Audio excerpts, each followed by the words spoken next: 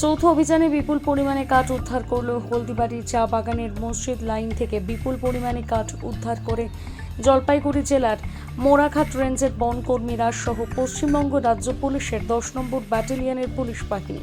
বন দপ্তর সূত্রে জানা গিয়েছে, গোপন সূত্রে খবরের ভিত্তিতে ডুয়ার্সের হলদিবাড়ি এলাকায় মসজিদ লাইন থেকে 4টি শাল কাঠের গুঁড়ি এবং 50 CFT চোরাই কাঠ উদ্ধার হয় যৌথ অভিযানে, যার বাজার মূল্য লক্ষাধিক টাকা বলে জানা গিয়েছে। যদিও ঘটনায় কাউকে গ্রেপ্তার করা সম্ভব হয়নি। আবির ভট্টাচার্য রিপোর্ট।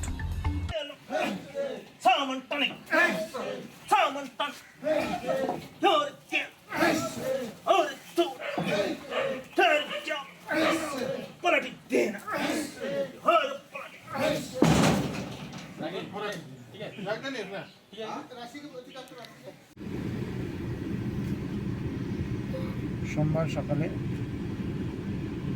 মোড়াঘাট রেঞ্জের কুট্টিমারি এবং ততপাড়া